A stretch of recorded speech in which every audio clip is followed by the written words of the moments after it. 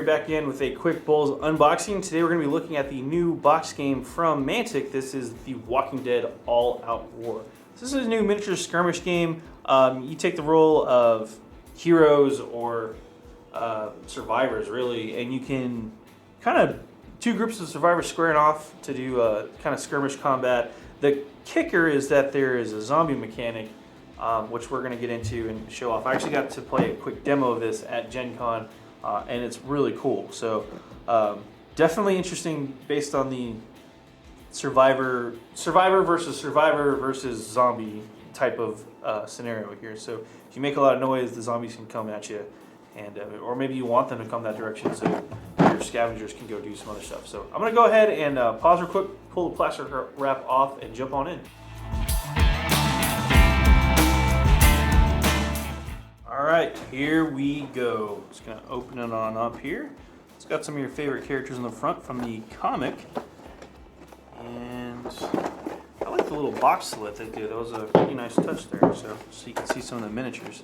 It's pretty much everything in the box you can see right there. Pretty cool. We got a bunch of heroes / survivors to choose from. Little Carl and Rick. There's some zombies in here. We've got the card decks tied up here. Okay, so these are your survivor / hero cards. We'll open those up in a moment.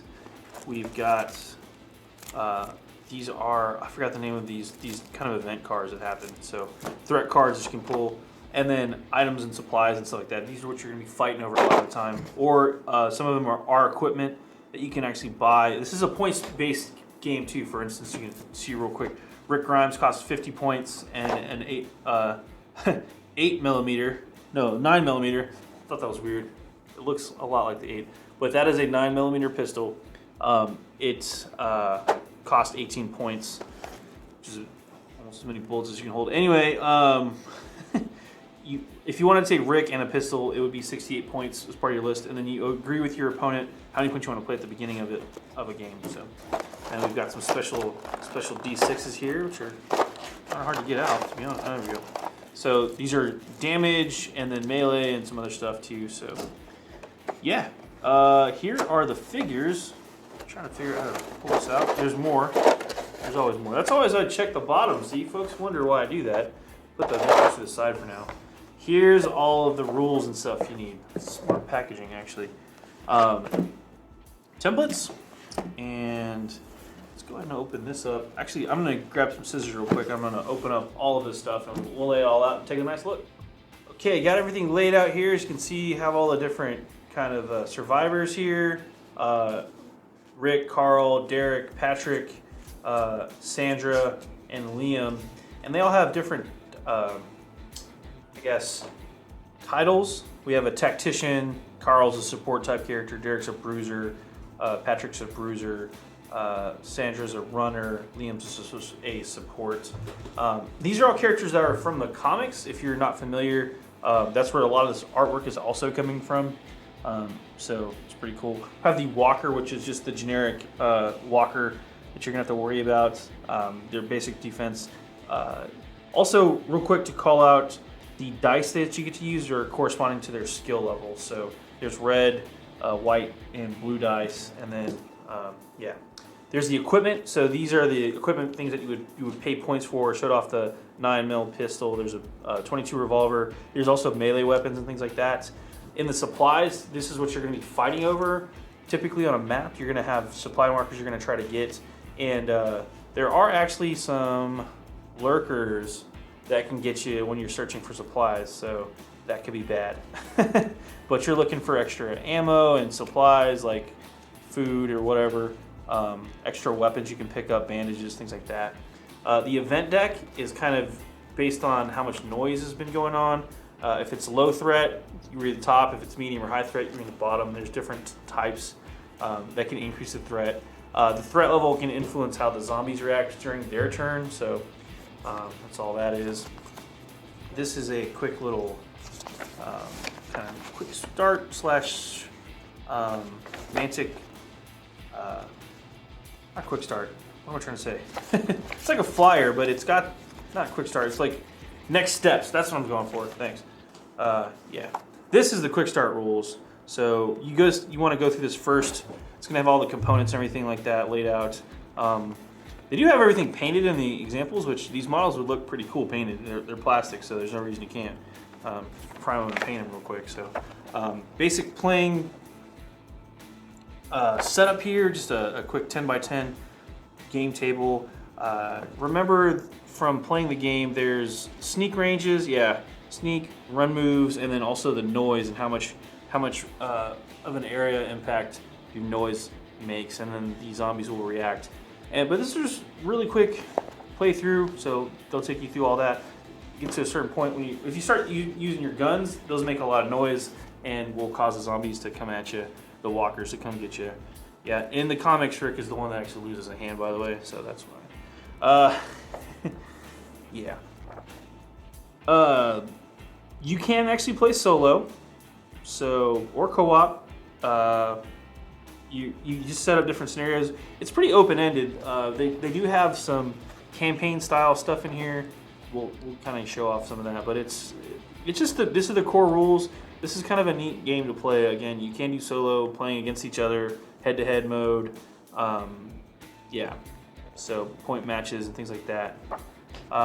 There's some quick rules stuff on the back too, but you can see here they have a lot of their bases covered. This isn't. It looks like a lot of text. It's about 40 pages of rule book here, so have a lot of stuff covered here from Mantic. But it's pretty fun. The game I got to play was pretty entertaining. So this is just your typical playmat. This is going to be once you get past the tutorial stage here.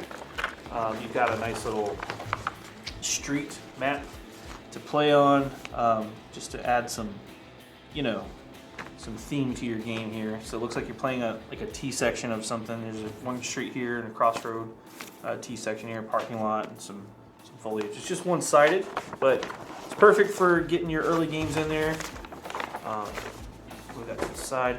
We've got some templates, which are punch outs and stuff like that, where you can basically do whatever you want as far as putting them on your new playmat.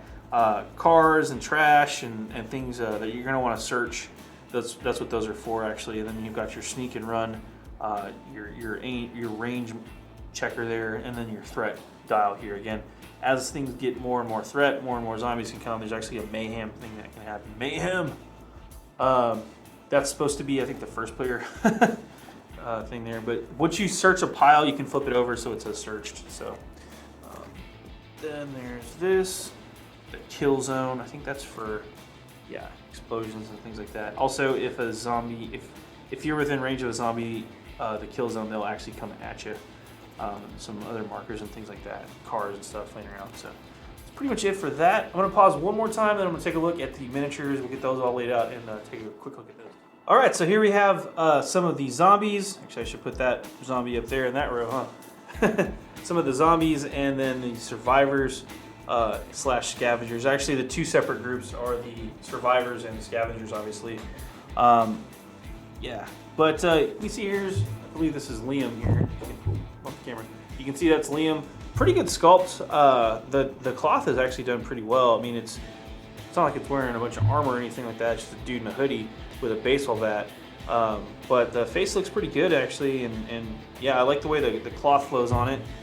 Definitely more of a realistic scale. The head on this guy is a little big, but so is his belly. But yeah, it looks pretty good overall. I'm pleased with the miniatures. Here's Rick. Gotta have Rick.